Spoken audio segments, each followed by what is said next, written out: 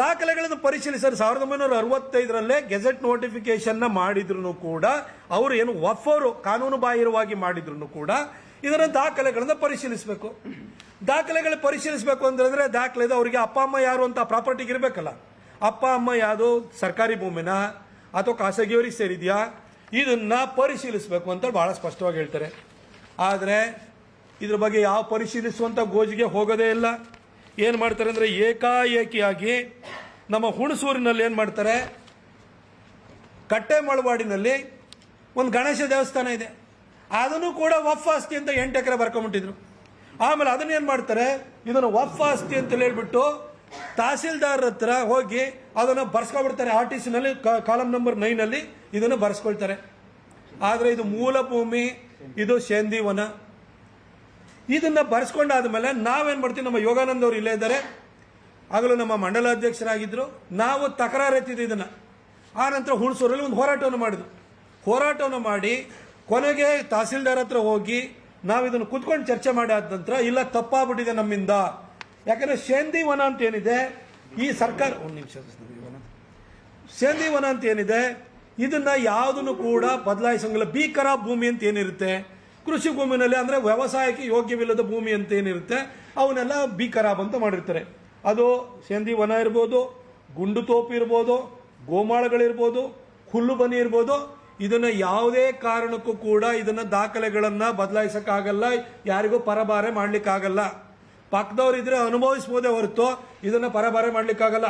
ಇಷ್ಟಾಗಿಯೂ ಕೂಡ ದಾಖಲೆಗಳನ್ನ ಪರಿಶೀಲಿಸಿ ಅಂತ ಅಂದ್ರೂ ಕೂಡ ಅವ್ರೇನ್ ಮಾಡಿದ್ರು, ಶೇಂದಿವನನ್ನ ತೆಗೆದುಬಿಟ್ಟು ಸರ್ಕಾರಿ ಶೇಂದಿವನ ಮತ್ತು ಸ್ಮಶಾನ ಇದೆ ಇದನ್ನ ಚೇಂಜ್ ಮಾಡಿಬಿಟ್ಟು ಇವ್ರೇನ್ ಮಾಡಿದ್ರು, ವಫ್ ಆಸ್ತಿ ಅಂತ ಮಾಡಿದ್ರು. ಆಮೇಲೆ ತಕರಾರು ಎತ್ತಿದ ಮೇಲೆ ತಹಸೀಲ್ದಾರ್ ತಪ್ಪಾಗಿದೆ ನಮ್ಮ ಹತ್ರ ಅಂತ ಒಪ್ಕೊಂಡು ಇದು ಜಾಮಿಯಾ ಮಸೀದಿ ಮಾಸ್ಕ್ ಮತ್ತು ಸುನ್ನಿ ವಫ್ ಆಸ್ತಿ ಕಟ್ಟೆ ಮಡಲ್ವಾಡಿ ಅಂತ ಹೇಳ್ಬಿಟ್ಟು ನಮೂನೆ 4ರಲ್ಲಿ ಕಲಂ 9ರಲ್ಲಿ ನಮೂನೆ 9ರಲ್ಲಿ ಇದನ್ನ ಉಲ್ಲೇಖ ಮಾಡಿದ್ರು.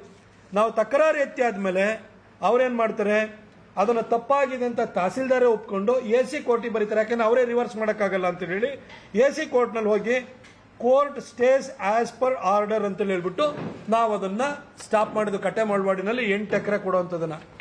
ಆದರೆ ಇದೊಂದು ಆಸ್ತಿಗೇನ ನಾವು ಹೋಗಿ ತಡೆದು, ಆದರೆ ಉಳಿದ ಆಸ್ತಿ ಏನಾರು ಆಯ್ತಾ, ಏನೂ ಆಗಲಿಲ್ಲ.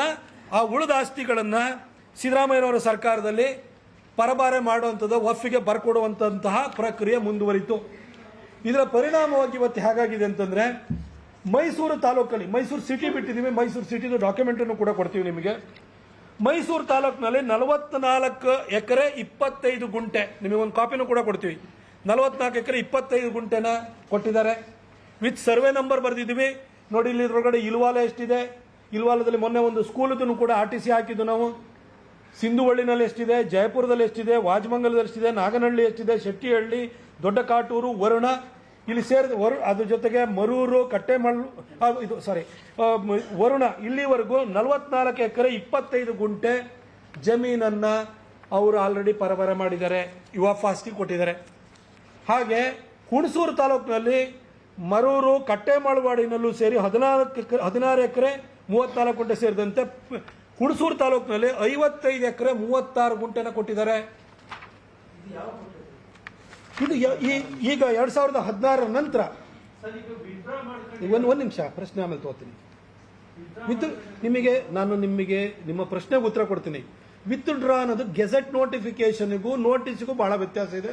ನಮ್ಮ ಪತ್ರಕರ್ತ ಮಿತ್ರರಲ್ಲಿ ಕೇಳ್ಕೊಳ್ಳೋದಷ್ಟೇ, ಗೆಜೆಟ್ ನೋಟಿಫಿಕೇಶನ್ ಅಂದ್ರೆ ಒಂಥರ ಗವರ್ಮೆಂಟ್ ಆರ್ಡರ್ ಇದ್ದಂಗೆ. ಇದು ನೋಟಿಸ್ ಕೊಡುವಂಥದ್ದು ಯಾವ್ದಾದ್ರು ಸಂಬಂಧಪಟ್ಟ ರೆವಿನ್ಯೂ ಇಲಾಖೆ ಕೊಟ್ಟಿರ್ತಾರೆ. ನೋಟಿಸ್ ವಾಪಸ್ ತಗೊಳ್ಳೋದಕ್ಕೂ ಗೆಜೆಟ್ ನೋಟಿಫಿಕೇಶನ್ ಬಹಳ ವ್ಯತ್ಯಾಸ ಇರುತ್ತೆ. ಹೌದು ಆಯ್ತಾ. ಅದಾದ್ಮೇಲೆ ಹುಣಸೂರ್ದಾಯ್ತು. ಹುಣಸೂರ ಪಿರಿಯಾಪಟ್ಟಣದಲ್ಲಿ 32 ಎಕರೆ 21 ಗುಂಟೆನ ಕೊಟ್ಟಿದ್ದಾರೆ. HD ಕೋಟೆ ತಾಲೂಕಿನಲ್ಲಿ ಹೈಯೆಸ್ಟ್ 97 ಎಕರೆ 10 ಗುಂಟೆನ ಕೊಟ್ಟಿದ್ದಾರೆ. ನರಸೀಪುರ ತಾಲೂಕಿನಲ್ಲಿ 113 ಎಕರೆ ಕೊಟ್ಟಿದ್ದಾರೆ. 113 ಎಕರೆ 23 ಗುಂಟೆ ಇದೆ. ಇಡೀ ಮೈಸೂರು ಜಿಲ್ಲೆನಲ್ಲಿ ಅತಿ ಹೆಚ್ಚು ಕೊಟ್ಟಿರೋದು ನರಸೀಪುರ ತಾಲೂಕಿನಲ್ಲಿ.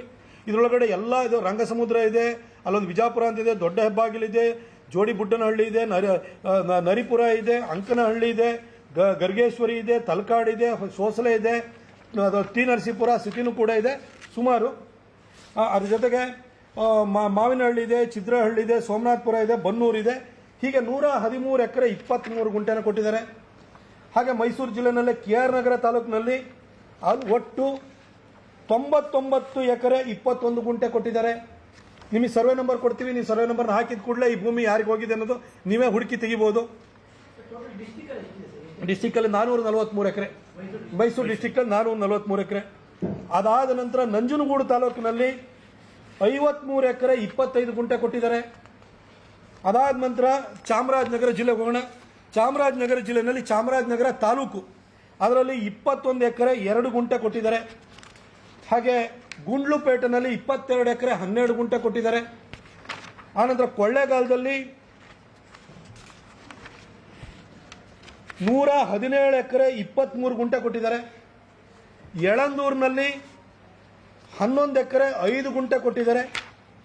ಇದಿಷ್ಟು ಒಟ್ಟು ಮೈಸೂರು ಜಿಲ್ಲೆನಲ್ಲಿ 443 ಎಕರೆ 37 ಗುಂಟೆ ಕೊಟ್ಟಿದ್ದಾರೆ.